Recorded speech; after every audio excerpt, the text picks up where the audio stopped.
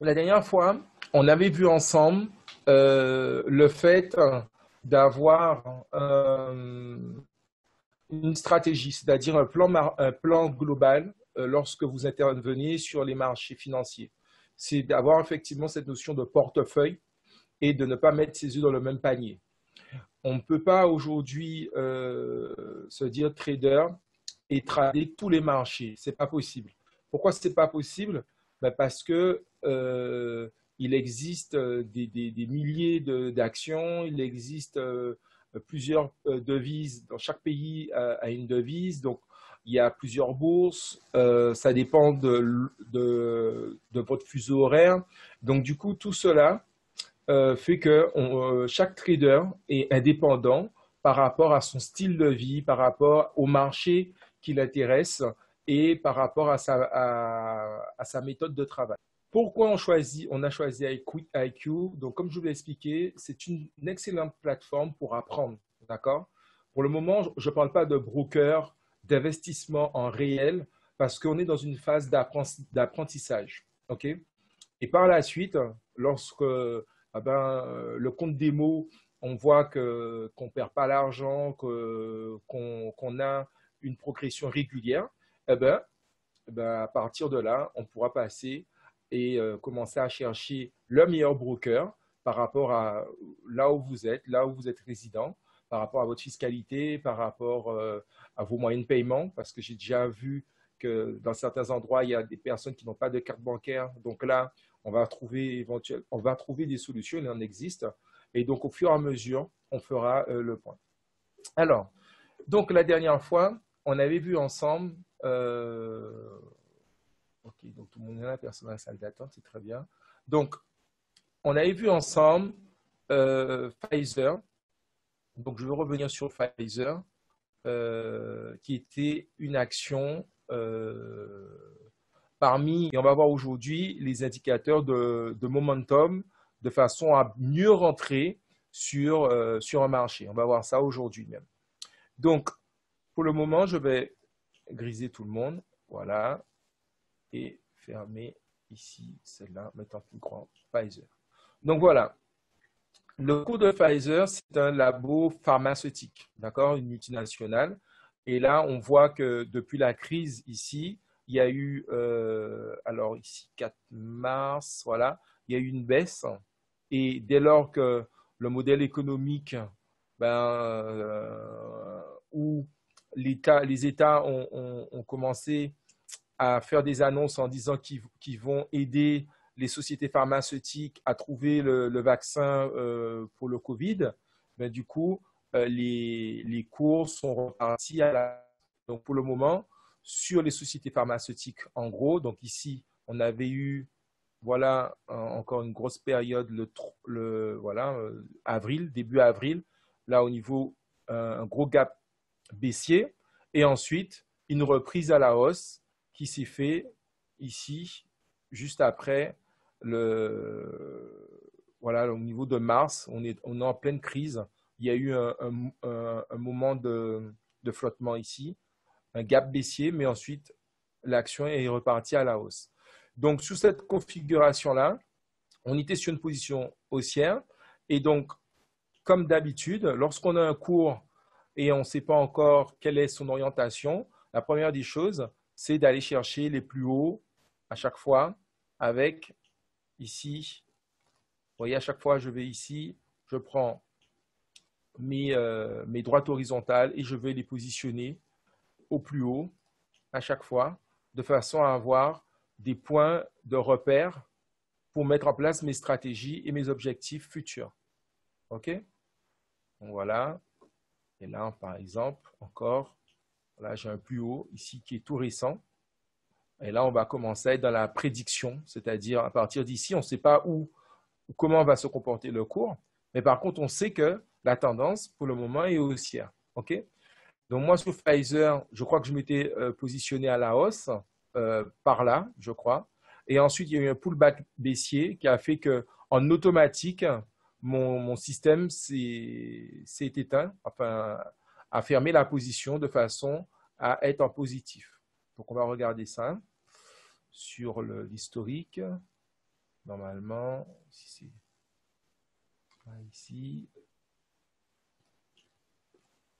Alors, Pfizer, voilà. Donc ici, on a l'historique. Vous voyez, donc sur Pfizer, alors même, hein, c'était sur le pullback baissier, voilà. Il y a eu, sur ce pullback ici, positionnement, et ensuite,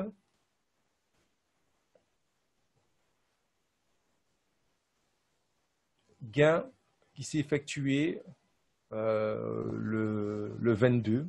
On est quoi, le 24, donc le 22 ici. D'accord? Donc en automatique. Sur le pullback, prise de plus-value pour la plupart des traders. Et ensuite, ici, gain qui s'est effectué en automatique. D'accord? Donc l'idée, c'est que dès lors que l'opportunité était terminée, ben, je n'ai pas insisté sur le cours. OK? Le cours, pour le moment, il est effectivement haussier, mais il n'y a pas encore d'opportunité. Donc, pour le moment, ben, je ne l'ai pas mis, je ne l'ai plus en position. D'accord? Dès lors que mon objectif a été atteint, ben, du coup, je suis sur une autre action où je suis en train de préparer d'autres objectifs par rapport à la situation ou au marché. Donc, l'autre action qu'on va voir ensemble, ou l'autre support, c'est Boeing. D'accord? Donc, Boeing, on en a parlé au début. On va regarder ici en historique. Alors, je ne l'ai pas ici. Voilà. Donc, on va le récupérer comme ceci. Voilà. Donc, Boeing, l'intérêt ici, ça a été de vous montrer qu'il y avait ici une figure qui était très forte en matière de trading. Lorsqu'on voit un triangle comme ceci, donc on avait positionné nos droites et nos segments. Et en ayant ici ce triangle, ben, à fermeture du triangle, on avait deux solutions. Ou soit ça partait à la hausse, d'accord, ici, ou soit ça part à la baisse. Pour le moment, effectivement, on est sur une tendance générale qui est baissière, ok, et avec ici une hésitation du cours, puisqu'on voilà, c'est remonté, ça aurait pu remonter de façon plus importante, mais c'est parti en triangle. Donc à chaque fois qu'on a ce genre de figure, il ne faut pas vous inquiéter parce que on a de l'autre côté, alors quand j'ai dit, voilà,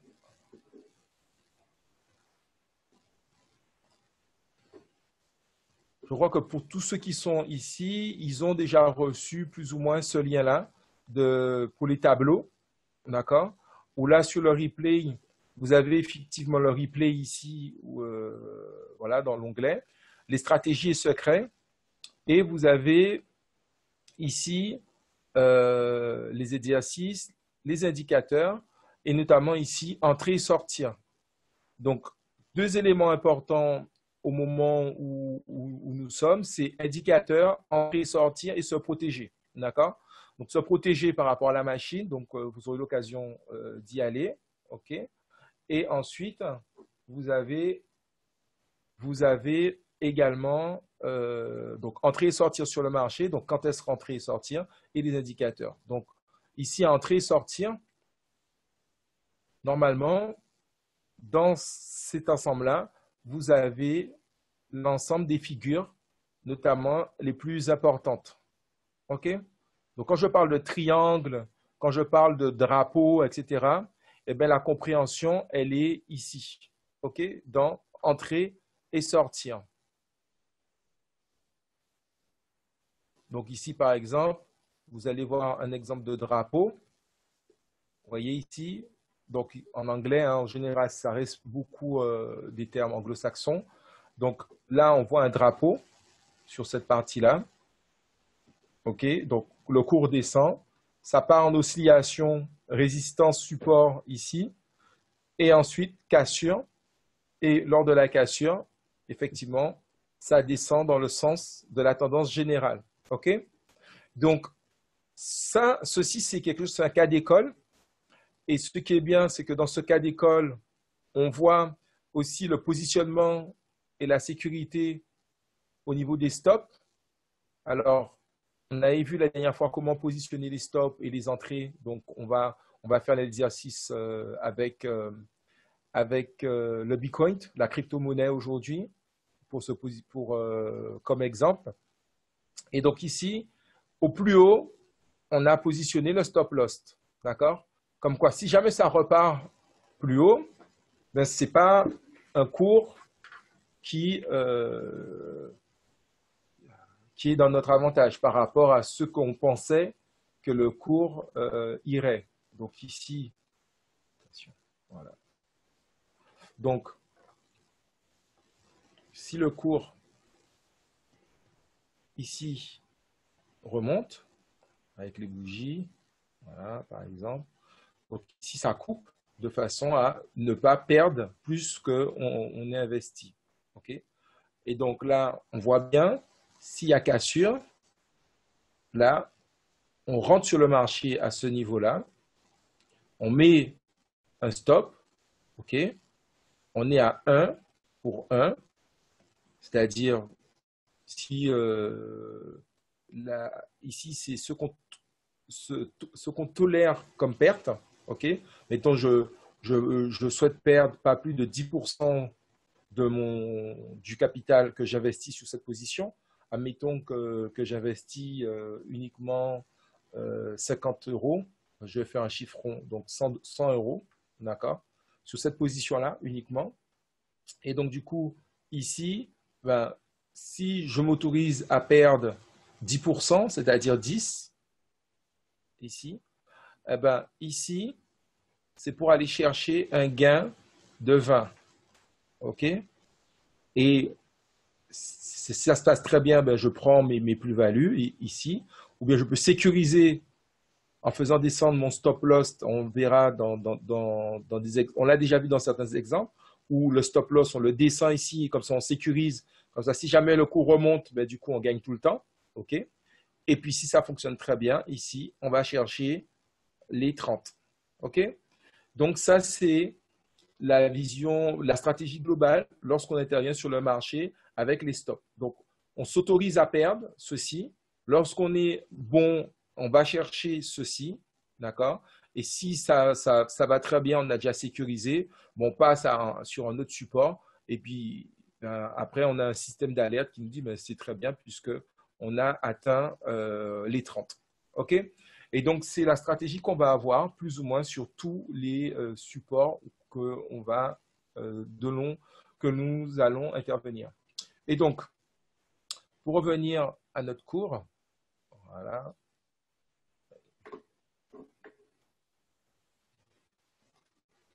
Voilà, donc ici, on n'a pas un drapeau, mais on a un triangle. OK?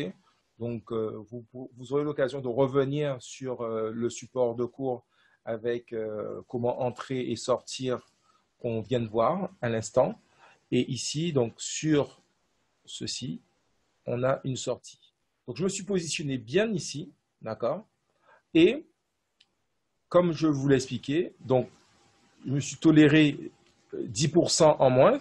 Si jamais le cours remonte ici, donc une perte de 10% de l'investissement. Par exemple, ici, effectivement, on voit qu'il est à 99, 80 et quelques, puisque je crois que je suis en overnight sur les actions. Alors, l'overnight, c'est quoi? C'est que certains brokers prennent une commission lorsque ça passe le week-end. OK? Donc, ça arrive. Là, on est sur une position en swing trading, enfin, même pas en swing trading, qui est position longue. Et donc, du coup, il y a des frais en général lorsque vous passez la nuit avec votre action. OK?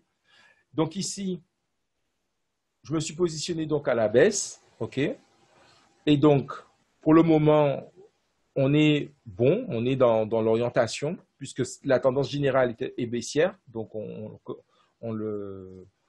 Et puis, sur l'analyse fondamentale, on sait qu'aujourd'hui, la plupart des avions ne volent pas, puisque par rapport à la pandémie, eh ben, il y a eu un ralentissement des activités aériennes. OK? Et donc, pour le moment, on est à ce niveau-là.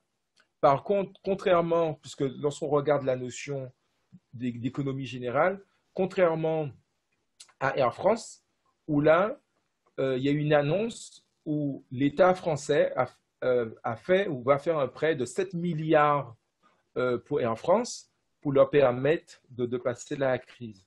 Et donc, du coup, peut-être si on avait l'action Air France, on aurait pu faire un comparatif entre Air France KLM et puis Boeing aujourd'hui par rapport au comportement qu'a le cours. Et même en essayant de faire ce comparatif, il faudra faire attention parce que les activités de Boeing ne sont pas exactement celles que fait Air France KLM, puisque Boeing fait aussi de l'aérospatial et notamment des satellites, etc. OK? Bon, donc, on a vu sur Boeing, voilà, on a eu une figure classique et puis un positionnement avec un stop qu'on a positionné à 10, ici un take profit en premier niveau ici et un deuxième ici. Et donc aujourd'hui, on est à plus de 14% pour une action qu'on a prise en début de semaine, je crois, début de semaine, fin de semaine dernière, je crois. OK? Donc sur Boeing, c'est ça. Alors, maintenant,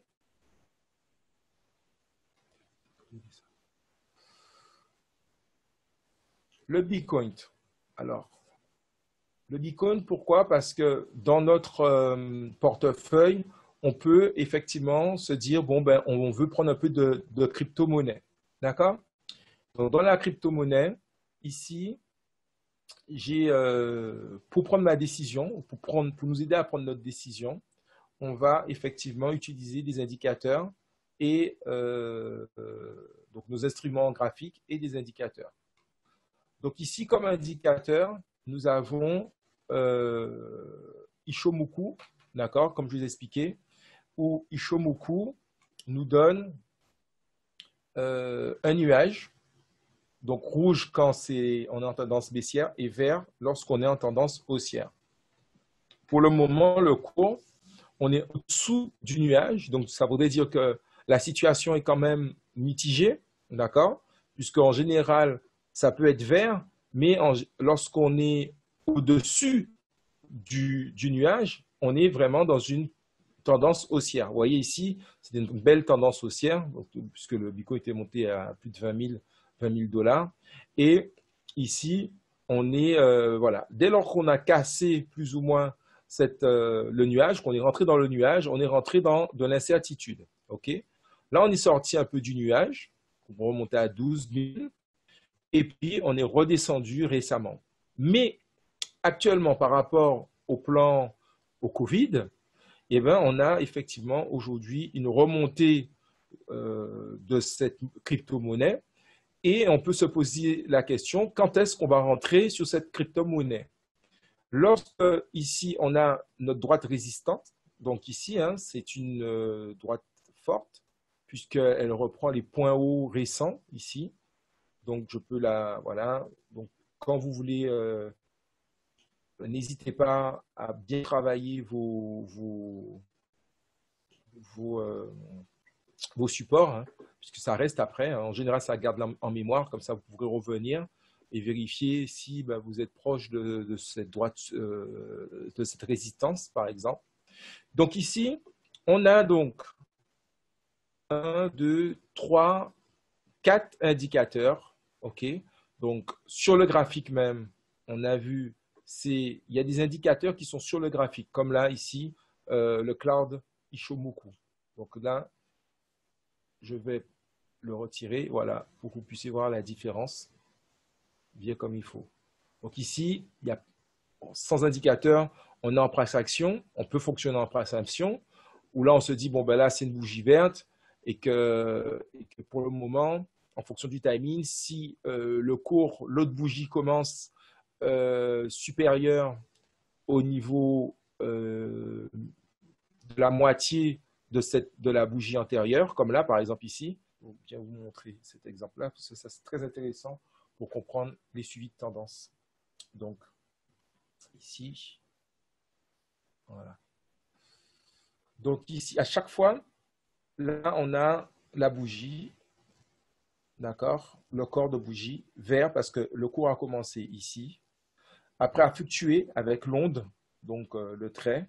Donc, le marché a échangé sur toute cette période-là et c'est terminé ici.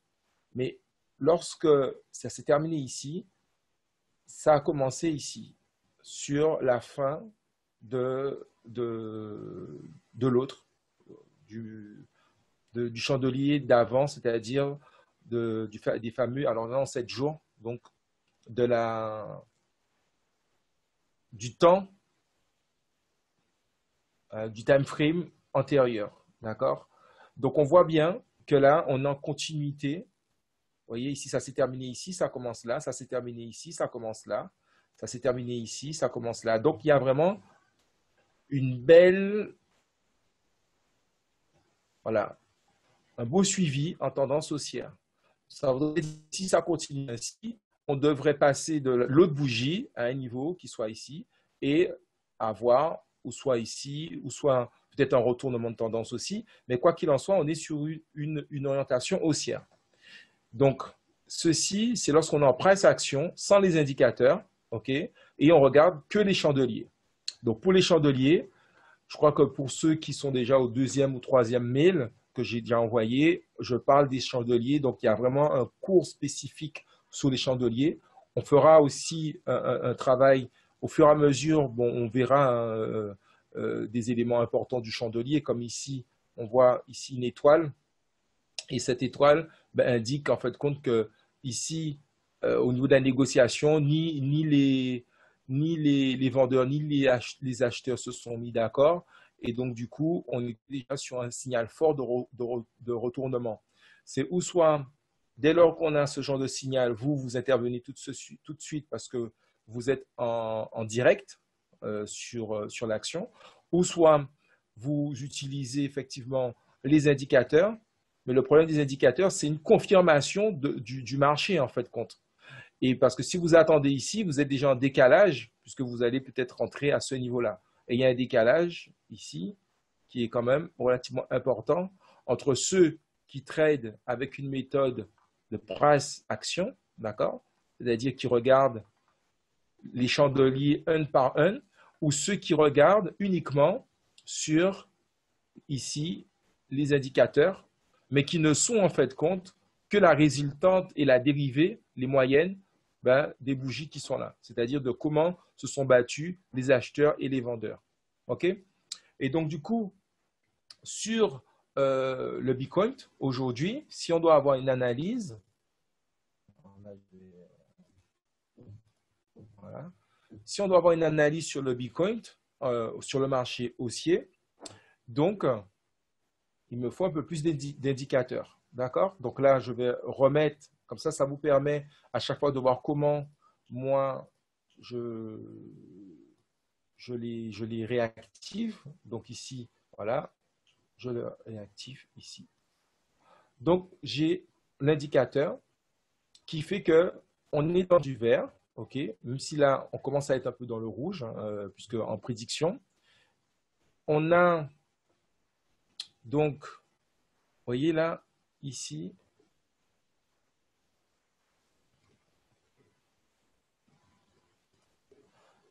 là, on commence sur l'indicateur. Vous voyez la ligne bleue qui est avec la ligne rouge, donc c'est tout petit. Pour le moment, vous voyez un bel écart. En général, quand il y a une belle tendance, la ligne bleue et la ligne rouge est vraiment bien séparée.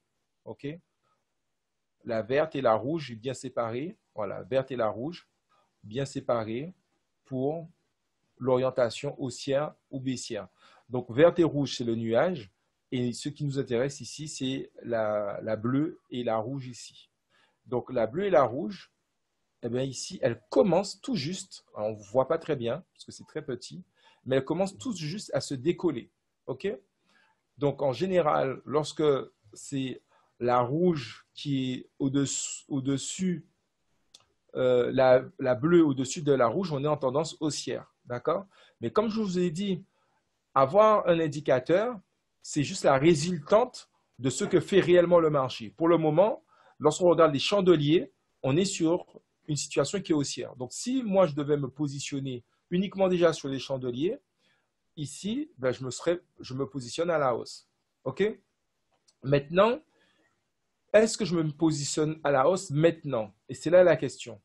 Eh bien, du coup, non. Pourquoi? Parce que je n'ai pas assez d'éléments pour me dire que le cours actuel va aller durablement à la hausse. Ça peut être à la hausse pendant 2 ou 3 bougies, mais pas de façon durable. Pourquoi? Parce qu'il sera préférable d'attendre des supports beaucoup plus importants, ok, de façon à avoir plus de chances d'aller chercher un gain. Ok? Alors, comment on voit ça? Ici, par exemple, ici, je suis encore dans, euh, voilà, puisque le cours peut redescendre. Par exemple, ici, si je fais ma copie, voilà, le cours peut garder ce range, c'est-à-dire le cours du Bitcoin peut, c'est bien si j'arrive à attraper la droite,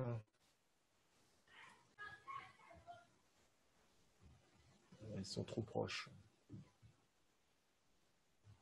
Alors,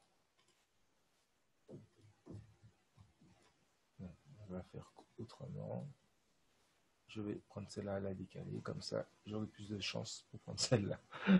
Donc, ok. Vous voyez les 2 points hauts, comme ça c'est très bien, ça me permet de vous remontrer. Donc on positionne sur les 2 points hauts, d'accord, ici, et je demande une droite parallèle, donc sur le premier, de façon à avoir ici, voilà, comme par hasard, ici, un range. OK? Vous voyez ce range de la même façon qu'il a été cassé en bas. Il a été, voilà, il a été beaucoup plus bas que la limite. C'est pour ça qu'il faut attendre une confirmation. D'accord? Donc, surtout nous, lorsqu'on débute, au lieu de tout de suite se dire, OK, ça a cassé, on se positionne à la hausse, on se positionne à la vente parce que ça a cassé, eh ben, du coup, ici, il est préférable, au lieu de rentrer sur le marché ici, en n'ayant pas de certitude, ben, d'attendre les gros supports, d'accord? Et par exemple, là-haut, si je dois entrer sur le Bitcoin, il y a 2 éléments importants que je vais regarder. Ça va être le support le plus haut ben, depuis quelques mois, donc c'est cette droite jaune. Et si ça casse, alors j'ai la possibilité de rentrer en premier objectif sur la cassure. OK? Par exemple, si ça casse ici et que ça puisse, voilà, le cours puisse remonter par là. Donc, de façon générale, la tendance générale, c'est que le Bitcoin se renforce par rapport à l'instabilité qu'on a dans le monde actuel. OK? Bon, donc, ça reste la tendance générale. Bon, depuis quelques temps, on est ici. Maintenant, en général, lorsqu'on est à la hausse sur ce type de produit, on a le RSI. Et donc, ça va nous permettre d'introduire cet indicateur qui est très intéressant parce que cet indicateur d'achat, on est de survente ou d'achat. Lorsqu'on est ici, c'est-à-dire au-dessous des 30, on estime que les personnes achètent, sont en survente, c'est-à-dire qu'ils achètent trop, qu'ils vendent trop et que ils vendent plus bas que le prix. Je ne dis pas que le prix normal, mais on va considérer que les gens vendent beaucoup sur cette période-là, inférieure à 30. Et lorsqu'on est supérieur à 70, on va considérer que les gens sont en surachat, c'est-à-dire qu'ils qu'il achète trop et donc du coup, à un moment donné, ça va s'arrêter. D'accord? Mais ça ne s'arrête pas comme ça. Même si vous voyez ici, on était en surachat depuis le début, là, on a ici la hausse sur le cours, parce que, voilà, hein, regardez ma belle ligne, vous allez voir, en rouge. Donc, okay. Donc là, on l'a. Vous voyez ici, en rouge, on est rentré derrière l'augmentation, le signal d'achat sur le RSI, en général, c'est lorsqu'on dépasse les 50. D'accord? Donc d'ailleurs, je vais même la matérialiser. Vous allez voir ça. Ligne horizontale, ici, 50. Donc voilà. Et je vais la mettre en mauve. Voilà. Je la mets en mauve. Et là, dès lors qu'on passe les 50, on est sur un signal fort haussier. D'accord? Donc, RSI dépasse les 50, signal fort haussier. Qu'est-ce qu'on voit sur le cours? On voit bien ici une hausse. On voit bien une hausse au niveau du signal haussier. D'accord? Et lorsque le RSI passe les 50, mais de l'autre sens, ok? Donc, dans l'autre sens, on voit ici, au niveau du cours, un fort signal baissier. OK? Donc, le RSI est super intéressant. Donc, à vraiment ne pas, surtout sur les actions, c'est vu vraiment par les professionnels. Et donc, attention, quand vous êtes sur cette zone des 50, des 50 au niveau de cet indicateur, le RSI. OK? Donc, ici, quand j'ai mis les pointillés, enfin, les points d'interrogation, c'est que ici, on est en train de casser justement cette zone des 50. OK? Donc, on voit bien que lorsqu'on casse la zone des 50, ça donne un fort signal haussier. Pour le moment, il n'a pas encore été cassé. Parce que qu'est-ce qui peut se passer? Il peut frôler ici et redescendre derrière. Ça voudrait dire que, bon, ben, on serait positionné soi-disant pour une hausse. On aurait peut-être eu une petite hausse, pas beaucoup. Mais si juste derrière, après, on a une baisse, si on est en long terme, ben, du coup, on ne gagne pas. Okay? Si on est en scalping, on peut effectivement se dire, bon, ben là, il va y avoir beaucoup de volatilité. La preuve, et ça, c'est très intéressant, c'est qu'à chaque fois qu'on sera sur des points importants en termes de stratégie des traders, eh bien, il y aura une forte volatilité sur les marchés. Et ça, c'est justement pour, ça fait beaucoup de bruit. Et le fait de faire beaucoup de bruit sur les marchés, ben, les personnes qui viennent avec des petits stops, des petites stop loss et qui viennent avec des petits montants, eh bien, ils se font manger en fait compte. Et donc, c'est pour ça qu'il faut faire très, très attention, surtout lorsqu'on arrive sur des périodes charnières où on sait qu'en général, que quand ça dépasse, ça monte. Oui, certes, ça monte, mais on a quand même des ondes qui fait que, par exemple ici, ça monte et ça descend pendant toute la séance pour à la fin terminer à la hausse. Il n'y a pas de problème. Mais sauf que si on s'était positionné là, mais qu'après ça a été descendu jusqu'en bas pour remonter après là où ça s'est terminé, ben votre stop loss, il aura été cassé et donc du coup, vous aurez perdu votre investissement. Enfin, ce que vous avez toléré pour la perte. OK? Donc, juste pour vous donner l'exemple, l'appréhension sur comment on pourrait rentrer sur le Bitcoin, eh bien, on peut rentrer effectivement sur l'autre bougie ici en se disant on surveille, et là, c'est plus les scalpers, donc les personnes qui surveillent le cours au fur et à mesure, d'accord? Ou si on est sur une méthode de travail qui est le swing trading, où on est sur du long terme, on attend la cassure ici, on attend une confirmation de la cassure, donc ce qu'on appelle pullback. Donc, j'en ai déjà parlé. Je vais refaire un exemple de pullback qu'on pourrait avoir sur le cours du Bitcoin. D'accord? Donc ici, ça voudrait dire le cours arrive ici, il casse, il vient caresser ici, prise de plus-value, et il repart ici. D'accord?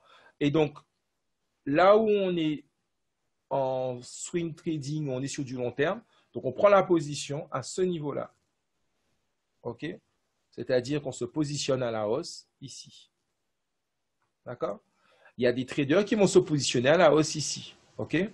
Mais si vous vous positionnez ici, c'est des traders qui, eux, ont beaucoup de marge, c'est-à-dire qu'ils ont la capacité d'avoir des stops ou une capacité financière où ils se disent, mais même si ça va jusqu'ici, c'est pas grave, et même si je perds ici, ça c'est pas grave, mais ça va remonter.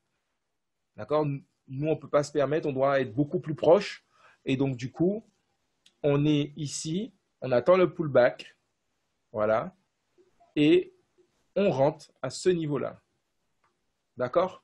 Vraiment, alors c'est vrai que j'ai fait, je vais mieux faire. Donc, voilà, on rentre au niveau du pullback, et c'est là. Confirmation, on rentre ici. OK? Voilà. Donc ça, c'est l'exemple sur le Bitcoin. Donc, mon avis sur le Bitcoin, c'est effectivement d'attendre que ça puisse caresser ici ceci. Si ça touche et on voit que ce n'est pas le cas, du coup, qu'est-ce qui va se passer? Ça va partir en range. Voilà, comme ça. Ça va continuer. Et même chose, si jamais ça casse ici, on attend le pullback pour pouvoir rentrer. OK? Regardez ici. Si on était rentré ici, les scalpers auraient pu voilà, prendre la différence ici, mais pas les personnes qui sont en position longue. Là, on aurait été négatif. OK? Vous voyez cette différence? Ça, c'est une différence de typologie de trader. Les scalpers peuvent effectivement de là à là prendre des plus-values, mais ils vont prendre des micro-pipes, genre 3 pipes, 4 pipes, pas plus. D'accord? Avec un broker qui va leur permettre de ne pas avoir de frais sur aussi important. Si par exemple vous avez un broker qui fait en sorte que d'entrée vous avez un spread élevé, du coup vous ne pouvez pas aller sur ce genre de stratégie. D'accord? Donc, vous voyez, entre un premier trader et un deuxième, il peut avoir deux stratégies différentes en fonction de leur méthodologie d'approche sur les marchés. Donc là, ce qui est bien, c'est qu'on a vu donc le RSI. On m'avait demandé de faire 3 indicateurs au minimum par session. Donc l'autre indicateur que j'utilise beaucoup, et notamment pour les personnes qui sont en scalping ou en mode rapide, donc le plus intéressant, c'est les chandeliers. Donc comme dont je vous expliquais, donc par rapport aux chandeliers, c'est hyper important de connaître les chandeliers les plus significatifs dans notre domaine. Alors, vous voyez ici, on a eu une grosse bougie bien pleine avec un corps encore haussier. Donc, ça prouve que les acheteurs sont très énergiques sur le cours actuellement. D'accord? On voit que cette grande bougie a été plus grande que la plupart qui sont sur les 1, 2, 3, 4, 5, 6 séances avant. OK? Et donc, c'est un signal fort. Et sur ce signal fort, derrière, on a eu des petites bougies rouges, mais qui font que ces petites bougies qui sont derrière ne sont pas arrivées à plus de la moitié de la première ici, de l'intérieur. Qui fait que lorsqu'on est en price action, c'est-à-dire qu'on suit le cours de façon en visu, que ce soit en 4 heures ou sur les autres time frames, et bien ici, si je dois mettre un stop, par exemple, j'aurais tendance à le mettre ici. Voilà. Donc, boum, ça monte. Je me dis, tant que ça ne dépasse pas, ça ne revient pas ici, on est toujours sur une tendance haussière. D'accord? Voilà. Donc là, l'un des indicateurs, le premier indicateur est celui qu'il faut vraiment que vous puissiez maîtriser, c'est celui des chandeliers. D'accord? Donc ici, dès qu'on a par exemple cette figure-là, c'est que le cours commence déjà à s'essouffler, mais ça ne veut pas dire qu'on est en retournement de tendance tant que, vous voyez, cette ligne-là n'a pas été cassée.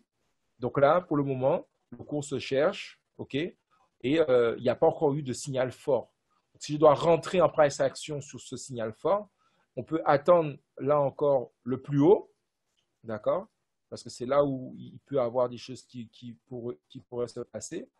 Donc le plus haut par rapport à maintenant. Je vais garder sur le rouge. Ici, le plus haut et le plus bas, ici, pour le moment. Donc si je regarde encore. Et le plus bas, ici. De façon à me dire que si ça casse ici, ben là, on est vraiment sur un signe de retournement. Et si ça casse là-haut, ben une continuité, d'accord, par rapport à ce qui est en train de se passer. OK? Donc, le RSI, donc on vient de voir, hein, c'est peut-être une petite confirmation. Lorsqu'on est sur un time frame plus petit, vous voyez, là, on est en 4 heures. Là, il a vraiment cassé hein, vers la hausse. Vous voyez que quand j'étais en 7 jours, en une semaine, on était au début. Là, on est sur du 4 heures et là, c'est clairement identifié qu'on est sur un signal haussier, d'accord? Avec même un surachat, mais là, à voir, parce que le RSI, pour le moment, il est sur 70. Donc, tant qu'il ne va pas franchir la barre des 50 au-dessous, eh bien, on est sur une tendance haussière. L'autre point ici, c'est la KDJ. Donc, la KDJ, on la trouve ici dans les indicateurs et les indicateurs de tendance. Donc, tendance, pour ceux qui voilà, et vous allez chercher ici la KDJ. Donc, la KDJ est un indicateur de tendance conçu pour analyser et prévoir les changements dans les tendances des prix. Donc c'est plus un indicateur de retournement, d'accord? De retournement, mais aussi de tendance, puisque lorsque ça ne s'est pas encore croisé, c'est que le cours va toujours dans le sens indiqué. OK? Donc, il aide aux commerçants à trouver le bon moment pour entrer. Donc, comme je l'ai expliqué, il y a des indicateurs qui vont nous faciliter à entrer mieux sur le marché. D'accord? Donc, pour entrer sur le marché en fonction de l'intersection de plusieurs moyennes mobiles. OK? Cependant, les signaux qu'elle produit ne fonctionnent pas lorsque le marché n'est pas volatile. Donc, quand ce n'est pas volatile, ça ne fonctionne pas très bien. Donc, comme là, vous voyez ici, il n'y a pas beaucoup de volatilité et on ne voit pas bien. OK? Par contre, lorsqu'on est sur un marché qui est très volatile, par exemple comme ici, dès lors que le signal a été donné, vous voyez, on était en haussier, on était sur une tendance haussière ici, on avait même peut-être une divergence ici, et on a ici un signal pour entrer, d'accord, et un signal pour sortir.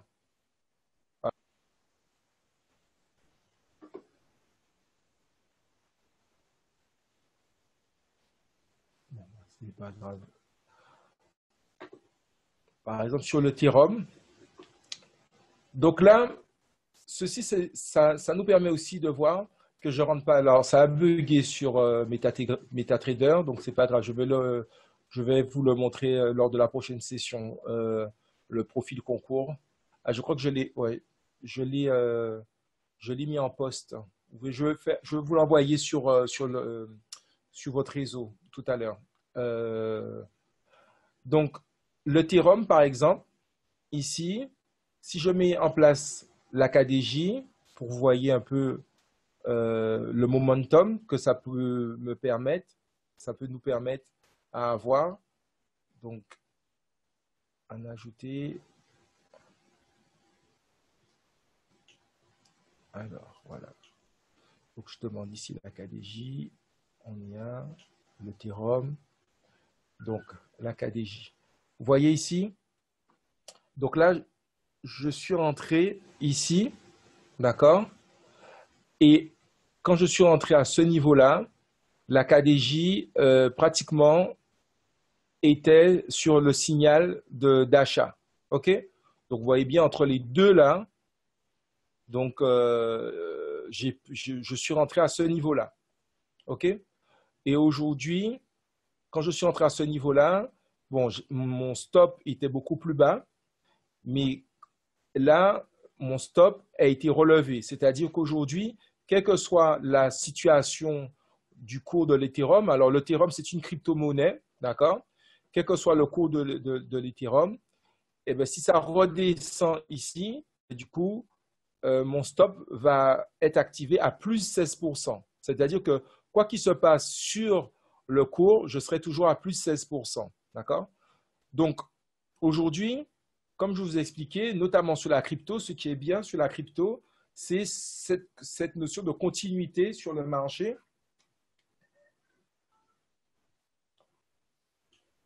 Alors, ici. Donc, cette continuité, vous voyez, passer ici, on passe là, on passe là, on passe là. Vous voyez, il n'y a pas beaucoup de gap, il n'y a pas beaucoup, voilà. Et donc, ça, c'est quand même très intéressant. Donc, là, l'AKDJ permet d'avoir un signal d'entrée qui est très intéressant. OK? Voilà. Mais ce n'est pas le price action. Le price action, comme je vous l'ai expliqué, m'aurait permis de rentrer sur le marché ici. OK? Là, normalement. En price action, on voit le cours plus rapidement. OK? Maintenant, la KDJ vous monte ici. Et là, pour le moment, la clôture, alors là, j'ai mis plus de 70%. Donc là, sur cette position, on a plus de 50%.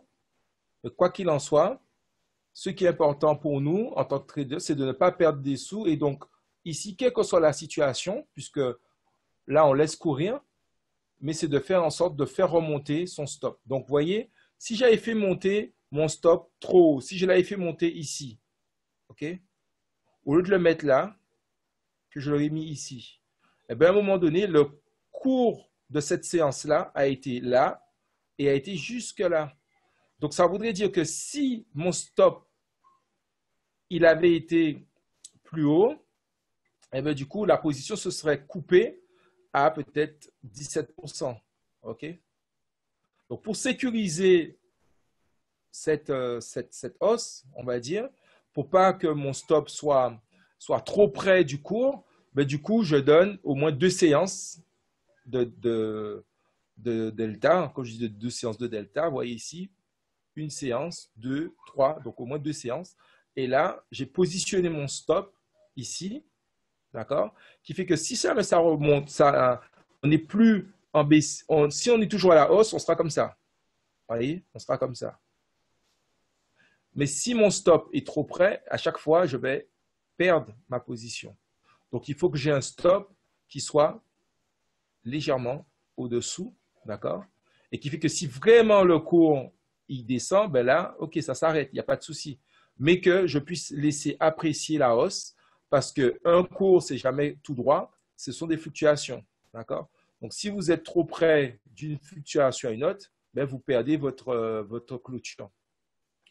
Donc, voilà sur cette orientation et encore le positionnement du stop. OK? Donc, voilà pour aujourd'hui. On a vu donc ces 3 indicateurs importants. Les chandeliers, d'accord, avec leur forme et comment intervenir sur le marché. L'AKDJ, d'accord, qui est un indicateur de momentum pour bien rentrer sur le marché. Et le RSI. OK? Voilà. Le stochastique, on l'avait déjà vu aussi, il fonctionne un peu comme la KDJ. OK? Donc, du coup, c'est aussi un indicateur de momentum pour entrer sur le marché. Mais j'ai plus confiance. Il y a moins de bruit, on va dire, avec la KDJ qu'avec le scolastique. Voilà. OK? Donc, aujourd'hui, donc pensez lundi à prendre 2 ou 3 cryptos, de pouvoir mettre en place vos indicateurs pour pouvoir vous positionner à la hausse ou à la baisse. D'accord? Tous ceux qui sont là pour la première fois, ben encore bienvenue et merci. Tous ceux qui n'ont pas encore fait les exercices d'avant, donc regardez les replays et essayez de rattraper.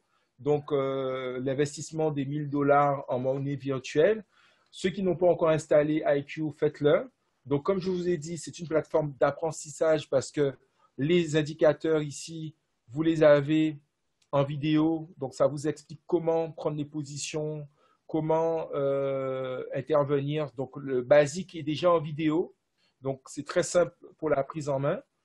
Ensuite, le choix de Boeing n'a pas été anodin parce que Boeing va avoir son annonce bientôt. Et donc, ça aussi, c'est important d'avoir le calendrier des gains. Donc, tous les trimestres, en moyenne, les sociétés font une annonce des gains qu'ils ont eus dans le trimestre. Donc, si on voit qu'ils ont eu un chiffre d'affaires positif plus que ce qu'ils espéraient, ça fait monter le cours de l'action. Et si c'est moins, ça fait baisser le cours de l'action. Et donc, du coup, là, ici, on a le calendrier des sociétés, des actions, des principales. Et donc, du coup, ça intervient. Ça fait effectivement évoluer le cours de façon plus ou moins rapide. Vous avez ici le calendrier du Forex. Et donc, là aussi, c'est tout ce qui est sur les devises. Donc, là, par exemple, nous sommes le 24. Donc, ça aussi, c'est très important. Alors, voilà, le 24. Vous voyez, toutes ces annonces-là ont fait interagir l'euro-dollar notamment ce matin. Et là, on va avoir une annonce par rapport au Congrès sur l'Allemagne. Donc, il y a le drapeau du pays. Et ce qui est bien, c'est que là, c'est une intervention du Congrès, je crois. Donc, des fois, il y a des annonces spécifiques. Mais ce qui est bien, c'est que vous avez ici l'explication. C'est-à-dire que, par exemple, là, le 27, donc lundi, je pense, c'est ça, 24, 25, 26, 24, est-ce que c'est bien ça? On va regarder ça rapidement. Ici. Alors, voilà, donc lundi, il va y avoir une belle annonce par rapport aux prestations de chômage, donc au niveau de la France. Et ce qui est bien, c'est que vous avez la définition, en fait, compte de l'annonce qui va être faite. Et donc, c'est le nombre de personnes enregistrées comme sans emploi. OK? Donc, du coup, cette annonce peut avoir un impact positif ou négatif sur l'euro, sur la monnaie euro, puisque la France fait partie de l'euro. Même chose parce que vous avez Italie qui arrive derrière. Et donc, du coup, il peut y avoir un rallye ou beaucoup de volatilité sur le marché. Donc, ça voudrait dire que si vous positionnez à 6 heures demain sur les marchés, vous pouvez avoir beaucoup de volatilité et donc faire attention dans votre modèle d'intervention sur le marché, puisque si vous mettez des stops qui sont trop proches, la volatilité va faire que ça va faire casser vos stops. OK? Donc, voilà pour cette session, comme je vous ai expliqué. Donc, pour les nouveaux, ben, félicitations. Et pour ceux qui sont déjà là, ben, les exercices, n'hésitez pas. Et puis, n'hésitez pas à me poser des questions directement via votre espace professionnel, votre espace de formation.